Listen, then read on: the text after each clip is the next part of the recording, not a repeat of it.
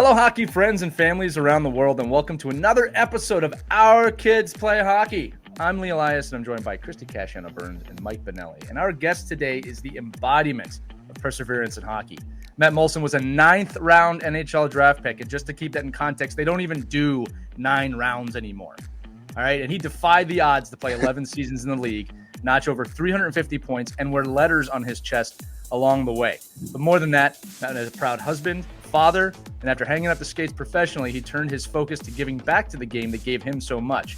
Whether it's coaching youth hockey, writing a children's book, or simply showing up at the rink for his own kids, he's a passionate ambassador for the next generation of players. Today, we'll explore Matt's winding road to the NHL, the lessons he learned along the way, and most importantly, his advice for young players and parents trying to navigate the hockey world today, which is why this show literally exists. Matt, welcome to Our Kids Play Hockey. Thank you so much for having me. It's a pleasure to be on with you guys. No, it's a pleasure to have you too, man. And it's really great because, you know, you're someone whose career I watched. I know all of us did. We were able to follow along, and to get to dive into your story is really exciting. So let's kind of start at the beginning of the NHL career. Being a 9th-round pick is no guarantee to be in the NHL. All right. Being a 7th-round pick is no guarantee. So I want to know that while you're picked, and that's a tremendous honor, again, not a lot of people get drafted to begin with, what kept you going when those odds didn't look exactly promising? Because you did have a full career. You were a leader in the league, right? How did you compartmentalize that mentally? What did you do physically after being drafted in the 9th round to get all the way to where you got? It's a good question. I think the easy answer is just a lot of work. I think when I was probably 25, I was 3 years into my professional career, and had 3 pretty good years in Manchester in the AHL, and played some games with LA. And I saw it as kind of a fork in the road. This is kind of going to be my make or break year. And, it was very, you look back on your career in life, obviously, and think about some of the very fortunate, lucky things you had. That year, coming off 3 years in the minors, I met my now wife, who was a huge support system for me and my good luck charm. And then started training with Ben Prentice, who kind of reshaped my nutrition and workout, and surrounded by some great players here. Marty St. Louis was a guy that I looked up to and looked for advice, and met him at the exact same time in Greenwich, Connecticut. So it was all these things kind of happened at once, and in years of just putting in hard work and maybe just tweaking it a little bit, eventually paid off when I finally got to the Islanders. And what was that like for you? You made it. Yeah, I never played a full season in the NHL before, and that first year, I had a really good training camp. Also, pretty unfortunate for some guys. I remember Dougie Waite went out with a groin injury in training camp. Sean Bergenheim went with a groin injury, so there was really no left wingers. And I knew John Tavares since he was, I don't know, probably 9 or 10 years old, so I knew him really well. And we just seemed to click, and had a great training camp, and made the team out of camp, and continued to get some goals on that line with him and Kyle Oposo. And it was kind of like, all right, I think you finally made it, and went on to have a great year and kind of build off that. But that was a huge confidence builder for me that year. Yeah, what's interesting to me, Matt, when I talk about it, and we all remember that line if you grew up around that time period. I mean, it's just like the Islanders had kind of arrived again. But what I want to talk to you about here is this, right? When you look at the journey of hockey, right? And we always say on this show, there is no path. There's no direct path. So whether you're drafted in the 9th round or you didn't make the team you want to make, I love how in your answer, it was just positive. Like, well, I had to put in more work. I had to find the right nutrition. I had to find the right people. It sounds like to me, and I do want you to talk to the parents and the kids listening specifically here, that it's not that you lacked resources. It's you were resourceful, right? And I think that that's something that a lot of hockey families need to kind of consider, because I think sometimes it's, well, I'll find another team, or I need to find another coach, or they're looking for other resources, where the truth is you just need to be a little more resourceful and put the time in and find the right nutrition and find the right trainer and work harder. Can you talk a little bit to hockey families about how that mentality maybe spawned in you? Did you have that from a young age? And how did that help you throughout your entire career, from the first day on the ice all the way through retirement? Yeah, I think the first point I'll make to your comment, I think it's, today's day and age, we expect to have everything easy. We want this great path for our children where there's no adversity, and they're great from 5 years old to 20 years old and playing the NHL. But the truth is, there's always adversity. If there isn't, usually those are the guys that are not making it because they haven't faced adversity. And you see these guys in the NHL, all it is adversity every day. So I think when I was young, it was my dad doing all the research. He loved hockey. He wasn't really much of a hockey player as much as he likes to think, but he kind of did all the research for me. And I think it was looking at the time, both of us looking at me with like brutal honesty. We knew my weaknesses, knew what things I had to work on, and they weren't going to be fixed overnight. It was just day after day working on them and improving flaws I had in my game. I think it's a very tedious work where you don't really see any results. I think that's the thing. I think you see a lot of people now say, I've seen a lot of people on the Instagram and whatever saying you have to fall in love with the process, and I think that's the whole thing. If you're thinking about the end goal, it's just so far away that it's tough to reach. But if you're working on the process every day, and that comes like finding the right training, finding the right skates, what have you, you fall in love with working hard, and it's never really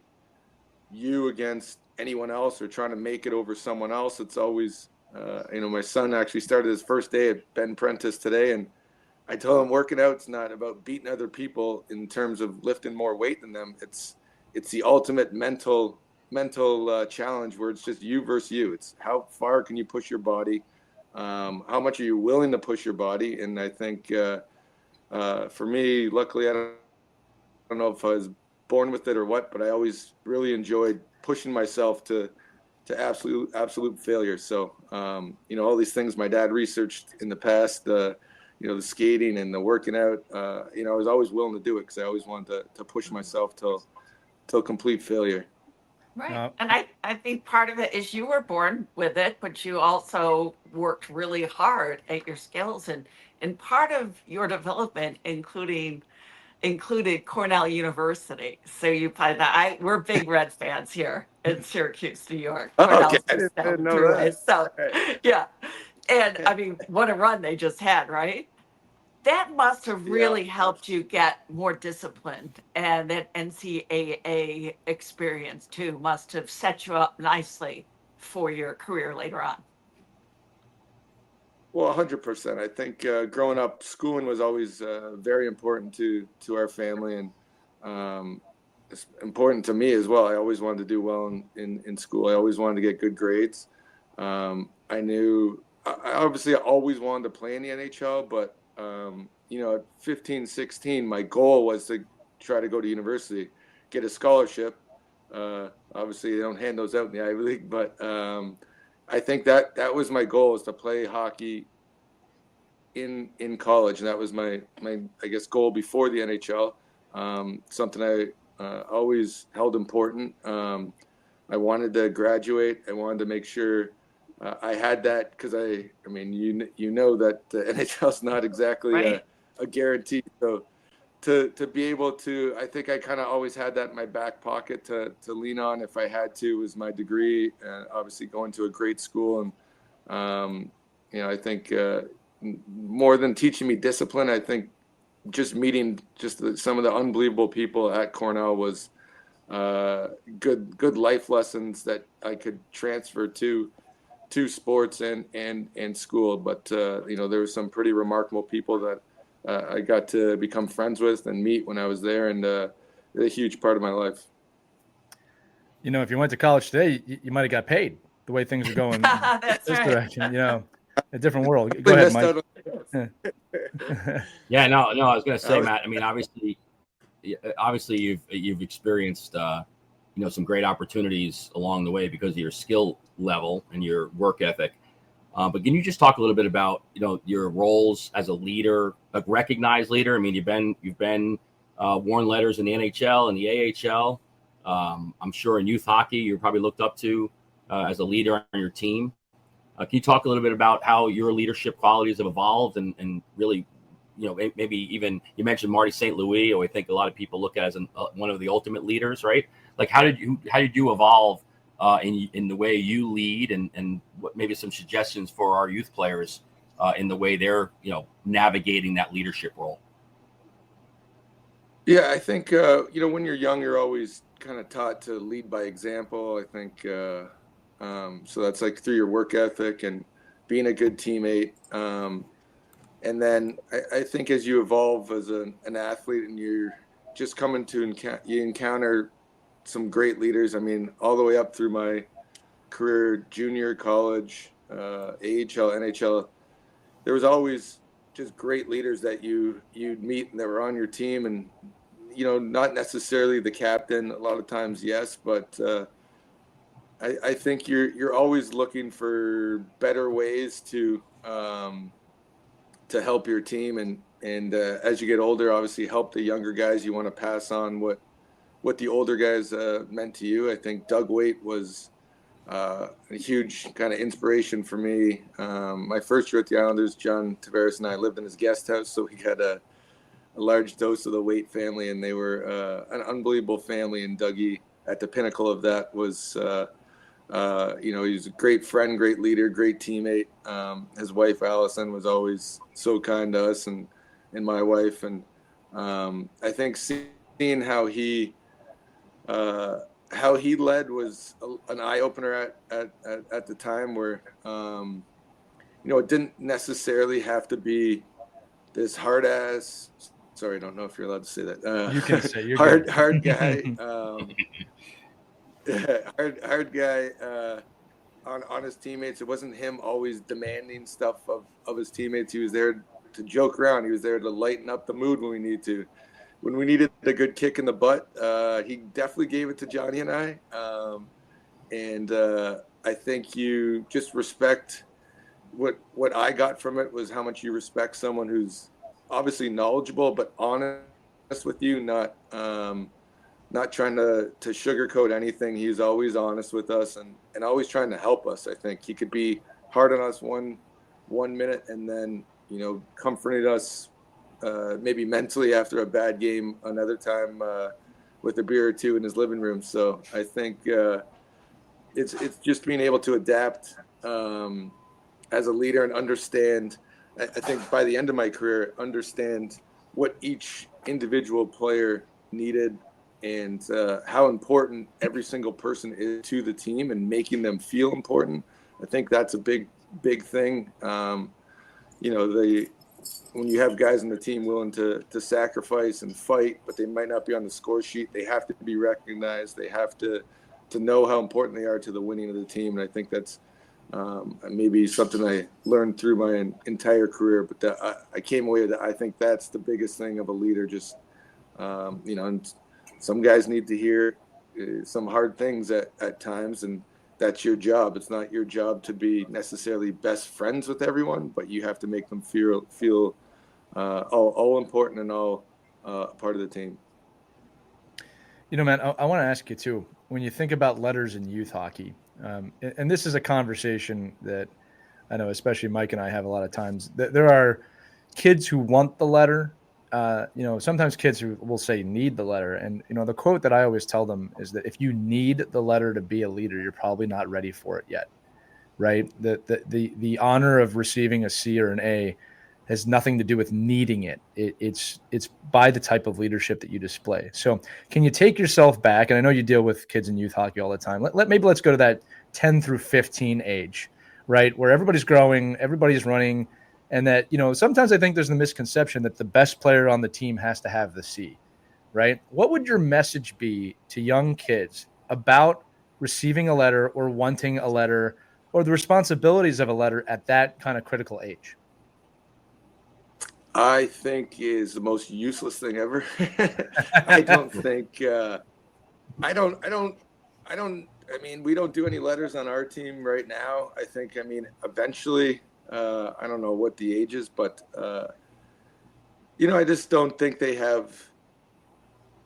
I think you see, I know who the leaders are on our youth hockey team. I could see it every time. I don't think they need a letter to do that. I think, especially at a young age, maybe they don't understand enough, so their parents are telling them something if they don't get a letter. So I think that's something that probably doesn't need to happen early. I think if the best player is not the captain, is he going to leave your team?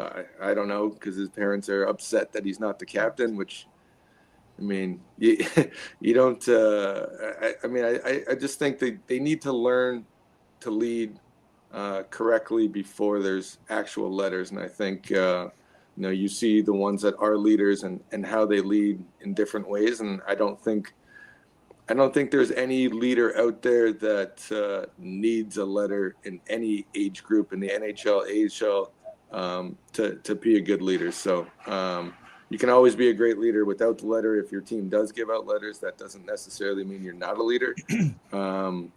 It is a great honor when you are a letter, and that's kind of why I say it's useless, because I don't know if they truly understand how important it is, if they are wearing those letters, to make sure everyone is involved and everyone is feeling part of the team. I think that's mostly the coaches at that age. So maybe by 16 or so, I think you see guys separate themselves as actual born leaders and great for the team leaders. So maybe by then it's a little more important. I'm just funny, curious, right? Matt. You say you don't do letters on your team. What age are you talking about, and how did you explain that to the parents and the kids? We're what are we, second year Pee Wee? How do I explain that to them? I tell them we're not doing. Yeah. I tell them we're not doing letters. Yeah, coach says. Explain about it. Yeah. So, Did you get any pushback from parents or anything? Not yet. Okay. I'm sure I'll get some soon, Christie. But after not they yet, watch I this think, episode.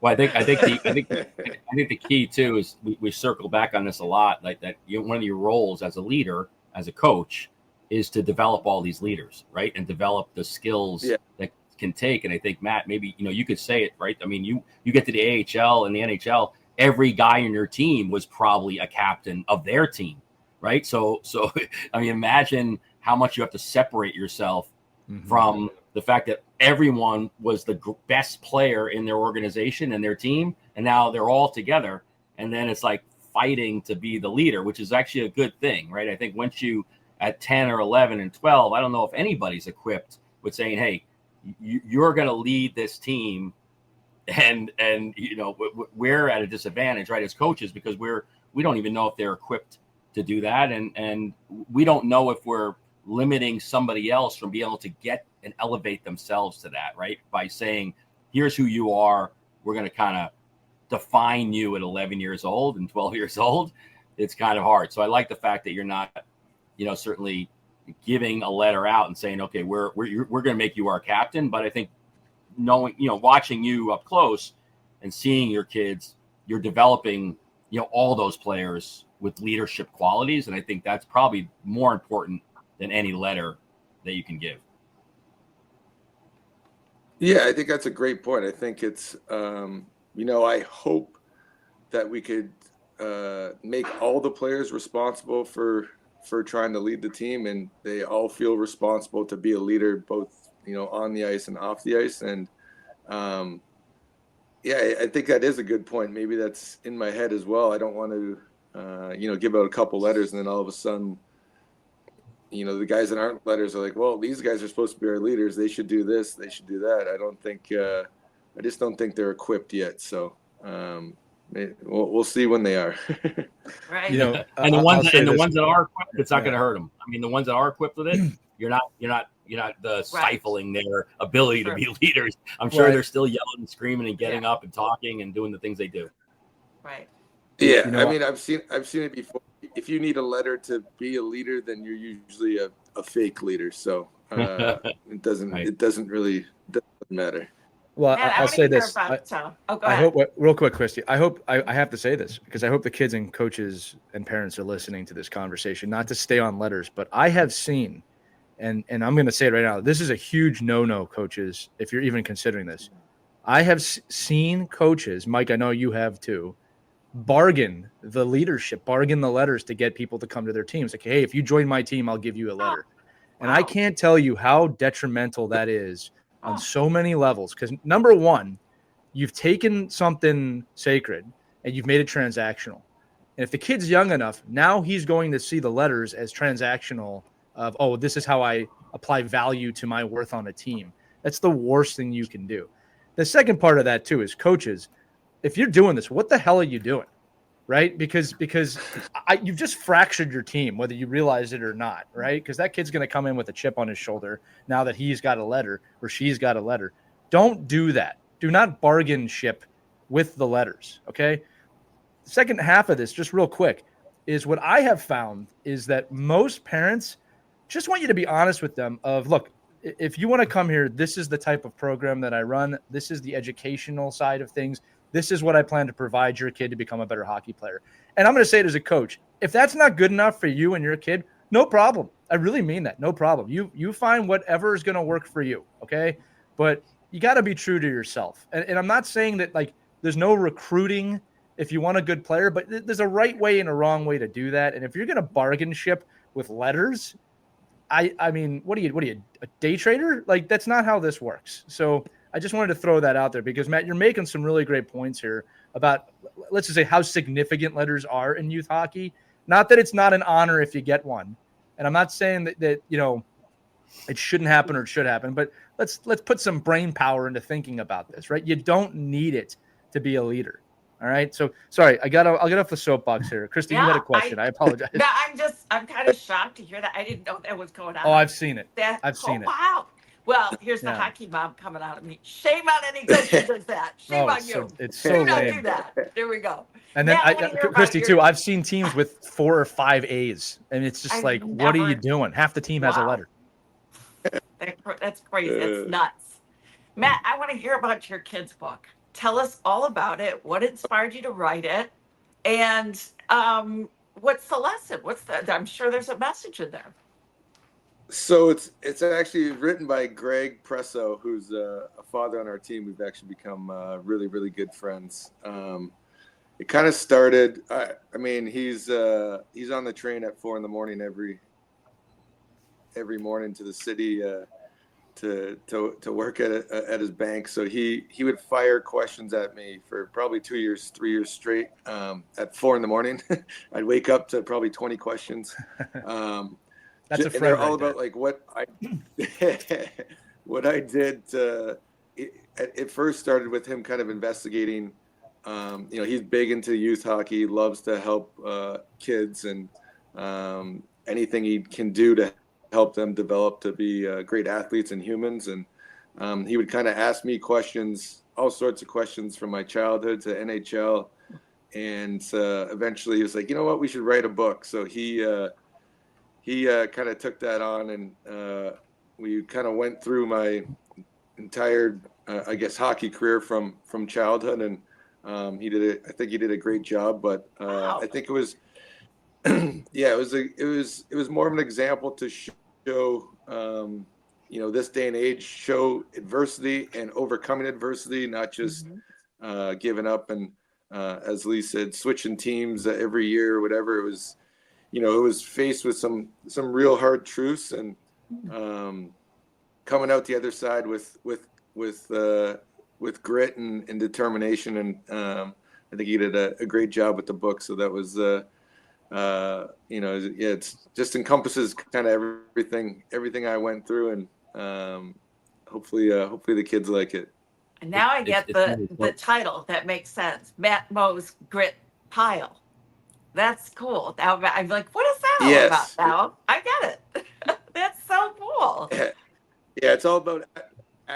Yeah, he came up with this grit pile kind of thing where every day you're adding to your grit pile, whether it's schoolwork, nutrition, what have you. Just staying diligent on things you love. I think it's a lot about finding your passion too. If you're passionate about something, then this is the type of work ethic you have to put into it. That's awesome. So we're gonna get Greg on here sometime. Greg played for me growing up and in high school, and I think he didn't play in the NHL, but I think to Matt's point, I mean he's asking questions all the time. I mean he's a guy at the time, a kid, right, that kind of had his own grit, right, had to have his own adversity, had to fight through, and he was a goalie, Matt. So that I don't know if that is a knock against him, but we'll just say you probably he has to have a little bit more added to his grit pile.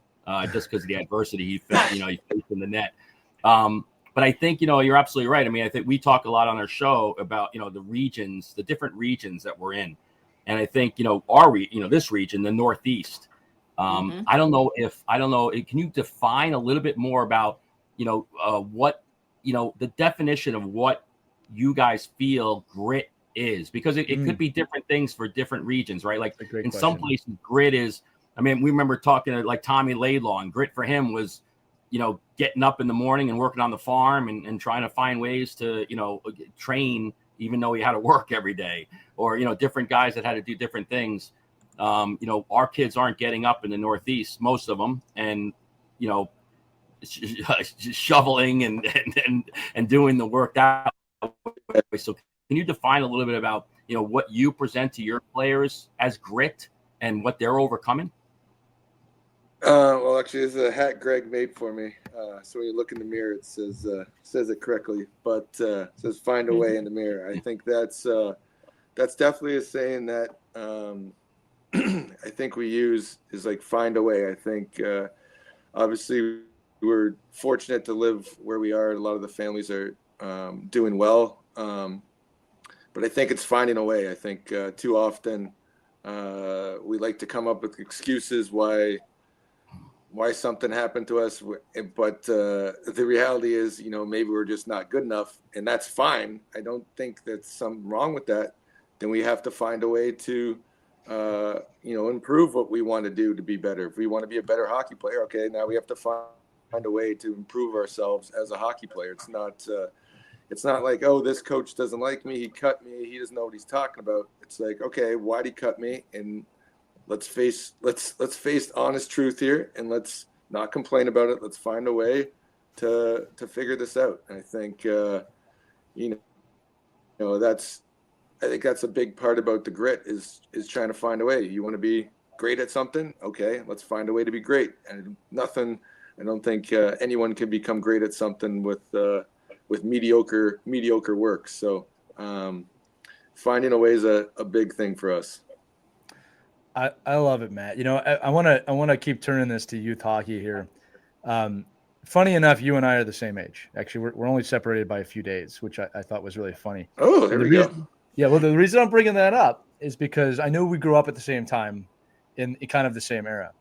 And I always tell the parents today for their kids that when you and I were growing up, there were not a lot of training aids available yet. They were kind of just starting to arrive. But the truth is this: we had to go on the street. We had to go play. As you just said, you had to find a way to practice. And what blows my mind today is when I hear of, I don't have this thing, I don't have that thing. Buddy, it's like you don't need any of these things. And I'm not against training aids in any way. I think it's the coolest time to be a young hockey player now because there's really nothing holding you back from playing. But it's the mindset that I find sometimes that might be lacking a little bit. And that brings me to the next question. I did lead you a little bit here, but the biggest adversities, we talked about this earlier, that kids are facing in youth hockey. What are the biggest challenges? And again, I just bring up our youth because we had challenges. The era before us had challenges. And you just said it. You have to find a way to practice. And I always subscribed to the thought process that, and my dad told me this when I was a kid, as hard as you're working, someone's working harder. And man, did that motivate me to get outside and shoot pucks. I remember going to the hardware store and getting a piece of sheet metal to shoot off of. There were no shooting pads back then. You had to figure it out. So keeping in mind your upbringing and today, what are the biggest adversities? What are the things we can do differently? Tell the parents, drop the knowledge, tell the coaches, let them know. Well, I think we're in my biggest thing I see is there is absolutely no lack of resources. We have almost too much resources. Back when we were playing, I think especially Mississauga, they're all city-owned rinks. They'd take the ice out in the summer, and we play box lacrosse, so we didn't even skate for 6 to 8 weeks.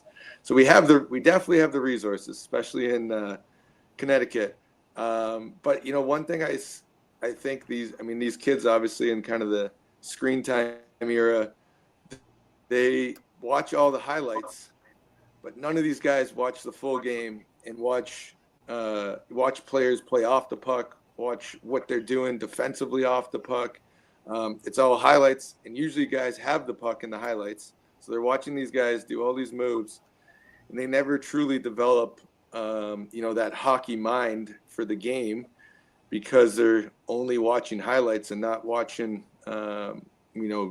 they see Draisaitl score a goal and this unbelievable play by McDavid, but they're not watching the 10 seconds before as Draisaitl's getting into this great spot off the puck and timing it perfectly. So I think that's a huge thing. And I think when I go back to the adversity thing, there's parents around here do have a lot of money, so when something or someone tells them something about their child, you're usually wrong if you say it because they've never been told no before or haven't been cut before because they can afford to be on these teams. And then their kids hear them talk like that. They hear them kind of making excuses rather than, I know a pivotal time in my life. My best friend, Ryan Delmonte, his dad coached me for, I think 6 or 7 years. And one year, I remember we lived on the same street. We're still best friends. We've been friends since we were 4. His dad called me and my dad over to the house, and I got cut. He wanted to do it in person because we were so close. I mean, I slept over at their house 3 times a week. And I remember coming out of that, and I thought my dad was going to say like, "Oh, he's not right," but he's like, "You know what? He's right. You gotta be better. And that's kind of when we started looking into working out and extra skating lessons and things like that. So I think being brutally honest about things and not taking a slight bump in the road as complete failure, and the hockey IQ thing, watching more complete games of the best players in the world playing in the NHL, watching an entire game and focusing on certain players, because that's what we had to do growing up. There was the league would play. There'd be Saturday night no highlights. Hockey in Canada.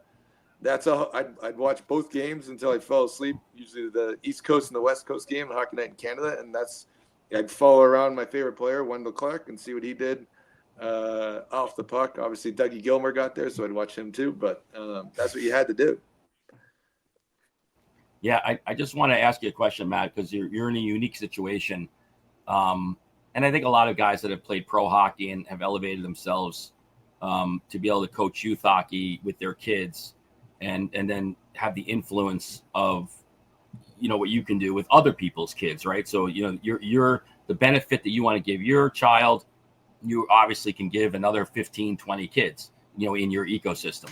Just, can you talk a little bit about the need for, and maybe this is not even true, but having the opportunity to work with kids for multiple years and stringing together this ability to learn, for them to learn you and you to learn them, as opposed to the 6 months, I'm not happy, I'm out of here, I'm done kind of mentality that we seem to be going, the route we're going into now, how different that is. You just talked about you played for the same coach for 6 years, and he was able to say definitively, I know we can't put you on this team because of this, and this. And I don't think our kids get that. I don't think our families get that opportunity, because most of them don't even know why they got cut. They just got cut because another kid was better, but they don't know why, or why didn't the coach that picked me in the first place in less than 5 months feel that I wasn't good enough anymore. So can you just talk a little bit about the benefits of having players for longer periods of time that benefits both the coach and the player and the family? Yeah, so I've been very fortunate to coach with my wife's youngest brother, Brett Backman. We've coached every year together. So obviously we become very close. I think working with kids over multiple years, as a coach, you're looking to build on things. And if you have too many new players every year, you're starting over with the concepts. And I think the biggest thing is the culture. I think,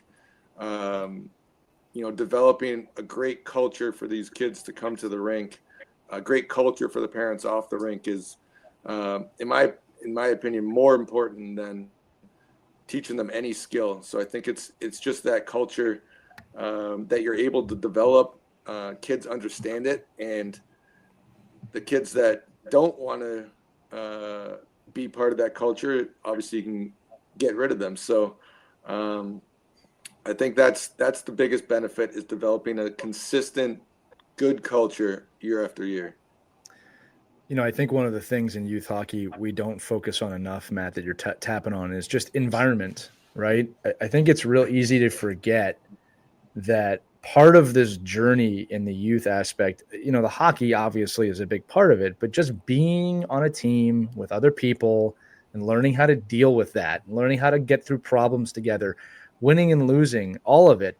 I do think sometimes there's a misconception. I see this of, well, we're supposed to win. Teams are supposed to win.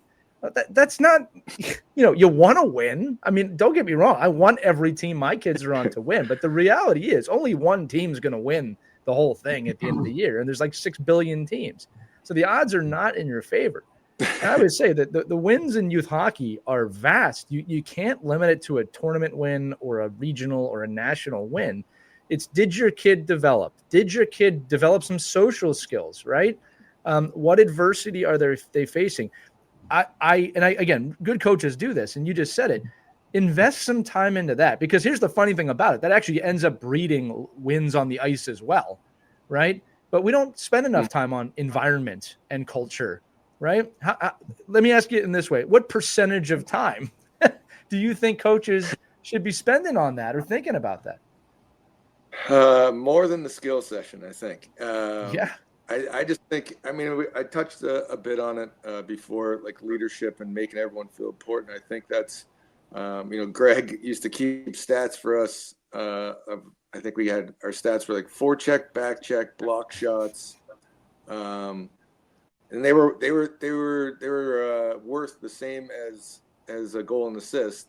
And then, we'd usually give out a belt after the game for someone who kind of was like the gritty player of the game.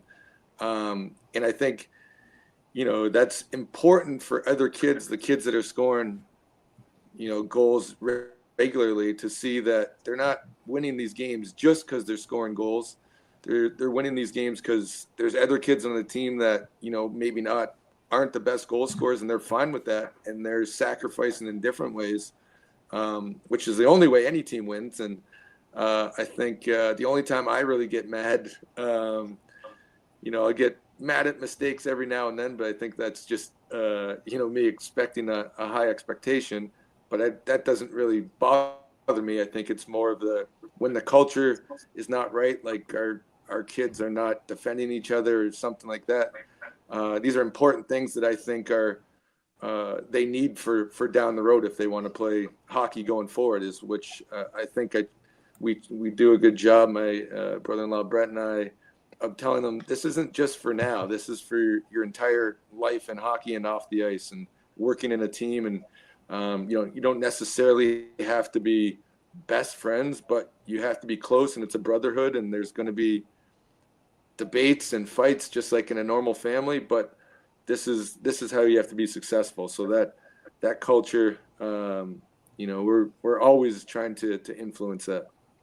Yeah, I like what you do, especially recognizing the hardest working player. One of our coaches, who I absolutely adored, had a construction helmet, and it was whoever worked the hardest, the hard hat, right?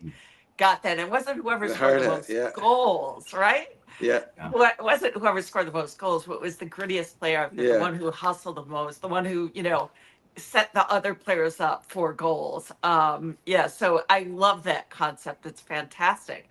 I'm just curious, do your kids play hockey? And how do you approach hockey in your family?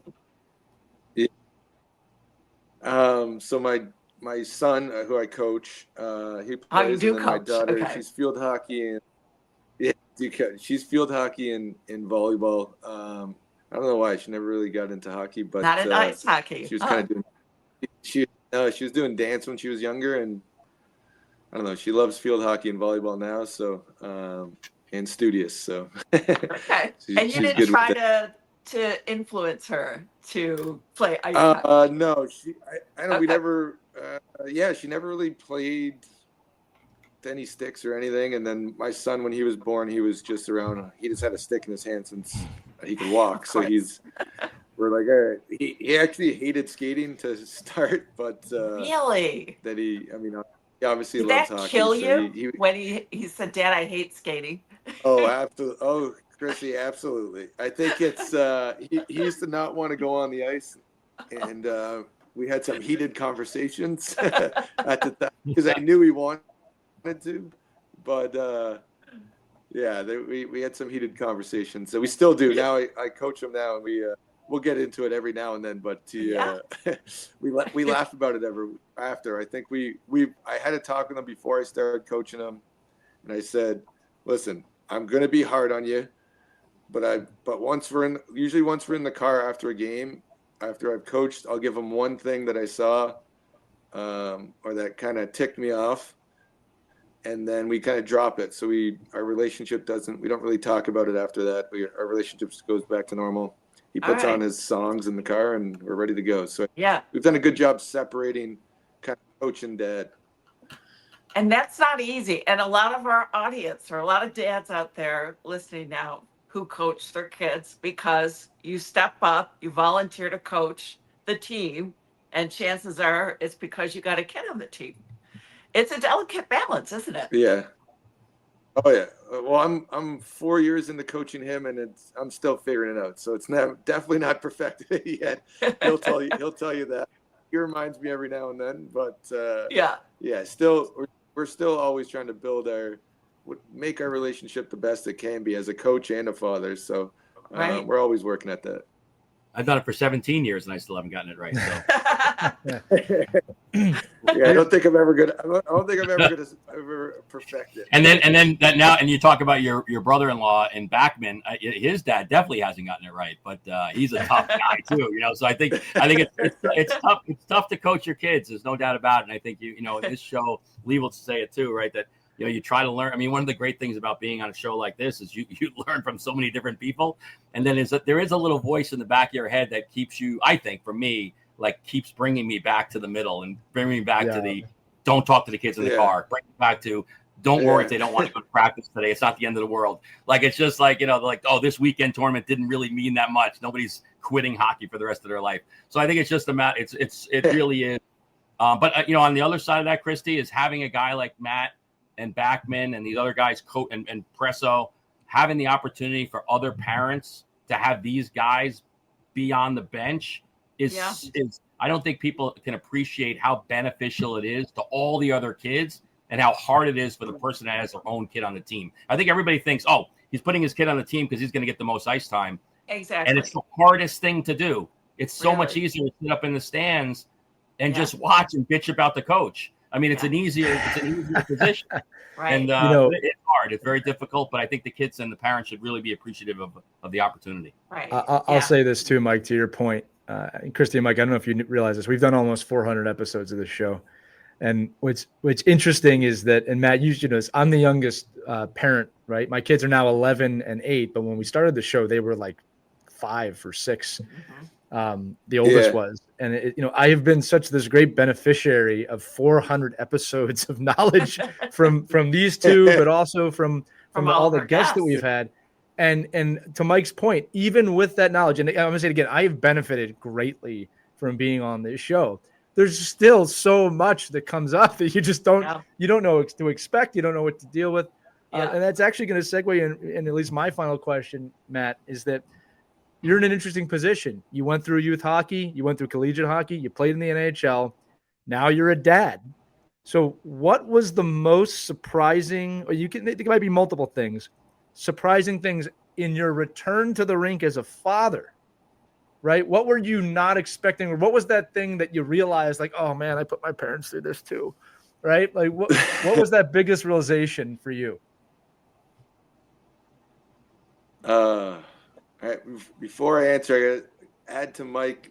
Jonathan Quick's our goalie coach too, so we got him too. Yeah, can't forget him. Right. I mean, you got an all-star team. You got an all-star team. Wow. Wow. He's I'm sending kids over. No to name Europe. dropping, by the way, Matt. Jeez, that's not. We have 3 Stanley Cups between us. Oh my God. He's got them all. No, I think as a coach, I think as a parent, I'm like, you know what? I'm just going to push my kid hard, help him push himself hard and just let him have fun. And I think I get more fired up as a coach / parent sometimes than I ever did as a player. So I think it's trying to relax sometimes. Like, all right, this is one tournament at 11 years old. It means nothing to their overall development. So sometimes I got to get a little less heated. And I think Quickie probably will say the same. We had him on the bench for a tournament last year. I almost got kicked out of the game for getting so heated up. But imagine being that ref. I think it's just calming yourself down, like not getting, like it's such a long journey. And I, even myself, who tells myself that all the time, that it's a long journey for my son. There's so much time. I mean, he hasn't even close to puberty yet. So clearly a lot of time. Even I get caught up in the moment and have to kind of step back every now and then. I think a lot of times all of us do that. We probably get caught up in the moment, like this is so important, whatever, and it most likely means nothing. It will make no difference.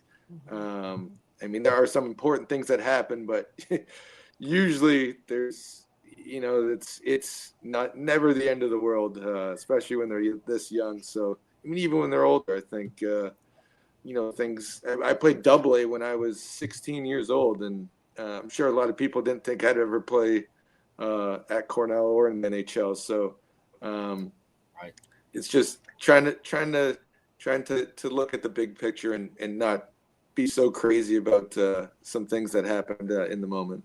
Yeah, and in the context, keeping it in context of youth sports and sports in general, I'm not talking broadly life so much right now. Even if it is a big moment, it's just a moment, right? And I it's like there really are very, very few, if any, moments where everything hinges on that moment. Because the truth is this, and don't get me wrong, there are crossroad moments, but you said it too, Matt, earlier. If you're resourceful enough, you'll actually keep creating those moments for yourself, right? It's just highly unlikely there's going to be one that your whole life is going to change if you get this one wrong. Right. And again, if you are in that position, it's still just a moment, right? You got to find a way to navigate your life. I also wrote down here too. Oh, go ahead, Matt. My bad. I was just going to say, it reminded me of like Kobe Bryant used to always say the games were just a learning tool for him. That's all they were. You would learn from them. And I think when you say that, it's like, all right, we lost this game and everyone's all upset, but all it is a learning tool for you, right? Going forward, experiencing that, whether it was a mistake or a great game, just learning from that, instead of putting so much emphasis on this big moment. It's just another learning moment. That's it. I just wrote this down. It's a great segue. That if you really love something, this isn't just hockey, but we'll use hockey. If you really love the game and you want to learn about the game, this is the truth. Your body will quit before your mind in terms of the long term. Like your body's the thing that ends up when you're 40, 45, not being able to do what you want to do. The learning actually never stops, right? That was one of the things that astounded me as I was getting older is, wow, I'm still learning. I'm not even playing as much as I used to, and I'm still learning. As a coach today, I'm still learning. The learning part of it never stops. That kind of is eternal. right? So I think that especially for youth players and parents, the more you can get a grip on that side of things, that the learning is actually insanely important, right? Because at some point your body physically won't be able to do this to the level you want it to do it, but your brain won't stop, right? So I think that's a fascinating thing to realize, right? You need to build your body up. Don't get me wrong. And you got to build that. But the mind part of it is somewhat eternal. Unless you lose interest, right? Which happens too, right? I think it's a fascinating thought. All right. Definitely. So listen, I got to ask you this. We always do this rapid fire at the end of our episode. And I'm going to tell our whole audience this, that Christie and Mike, for some reason, I did not put that in our rundown today. So you guys cannot see them, but I'm looking at them. Okay. So I want to apologize because this is Christie's favorite part of the show. It's my favorite part of the show. I let you down, Christie, but I did not get them to you. But Matt, I'm going to, Christie, with your permission, I'll just ask them because I'm looking. Oh, wait, I've got one, though. Oh, perfect. Christie Casciano Burns with a rapid fire question. Here we go. Don't deny me. I would never deny it. Of my favorite moment of the show. All right, rapid fire. So it's what, 30 seconds or less? For the answer? Yeah. Let's okay. Yes. Are you ready for this rapid fire round, Matt? There we go. Ready to go. Looking back at your NHL career, what was your favorite moment? The moment that stands out the most? Go. Scoring my first goal versus the San Jose Sharks. Good answer. Good answer. It was kind of like a moment. I've been waiting my whole life for that moment, and it was my first game, first goal. I couldn't have smiled any bigger. Yeah, I could see that. I thought he was going to say coaching with Jonathan Quick. I want one. Yeah. Go ahead. Go, Vanelli. So, Matty, when you signed your first NHL contract, who was the first person you called? My dad. Aww. Yeah. I signed it. Chris, you'll appreciate this. I had no team because I got drafted by Pittsburgh, but they didn't want me. So my agent called me as I was driving to Cornell to go skate with those guys because I had no team to play for yet. And it was LA, and I signed with LA and played in the rookie camp, I think, like a week the next week. So that was an amazing moment. Yeah. Well, I'll tell the audience before we get to the last one. Christie and Mike are seasoned at this because those are 2 questions on the list, which is pretty cool. All right. Yes. I knew you wouldn't let us down with that. You guys are pros. All right. This next one, the last one, this is a funny one for you. Okay. And let me context. Favorite arena you ever played in? Because I doubt it's Nassau Coliseum. All right. So I'm saying that because it says you can't use a home link. Okay. Nassau was definitely the loudest. That playoff game 3, was the loudest by far, other than Lina. Lina. Favorite. Yes. I love. I always loved going to Toronto, but my parents are actually from Montreal, and all my relatives were there, and that place is just unbelievable to play in. So I'm going to say Montreal. Okay. It's always a good answer. Yeah. That was always a good answer. You can't beat Lina Arena, though. I can't beat Lina Arena. Oh, it's a good old barn. Matt, this has been a great episode. For those of you listening, Matt's going to join us on the ride of the rink for your kids this week. That's coming up this Tuesday. But, Matt, you did it. You made it through the main episode of Our Kids Play Hockey today. Thank you so much for joining us. That was fun. Matt, real quick, where can we get Grit Pile and how can we find the book? That's a good question. I think it's gritpilekids.com with the Z. Call Greg Presso. Yeah. Is it on Amazon? We'll have to look it up. I think it's on Amazon. Cool. Let me go into my my advertising. If you do a quick search online on the Google, you too can find the book Matt Mo's Grit Pile for your readership. I definitely want to order that. That sounds fabulous. Yeah. It's a memorable enough name that I memorized. I just love the title. And it has great illustrations as well by Annika. So excellent. It's good little read. We're fans of children's books here. But listen, that's going to do it for this edition of Our Kids Play Hockey. Remember, you can email us, team@ourkidsplayhockey.com at any point. If you have a question, a comment, a thought, you agree, you disagree, wherever you're at on the hockey journey, send us a message. And remember, too, you can text us directly. Make sure you leave your name and who you are so we know how to contact you. At the description of this episode, there's going to be a little link. Tap on that, and you got direct access to the team here. But that's going to do it for this episode. For Christie Cash, Anna Burns, Mike Benelli, and Matt Moulson, I'm Lee Elias. We'll see you on the next episode of Our Kids Play Hockey. Skate on, everybody. We hope you enjoyed this edition of Our Kids Play Hockey. Make sure to like and subscribe right now if you found value wherever you're listening, whether it's a podcast network, a social media network, or our website, ourkidsplayhockey.com.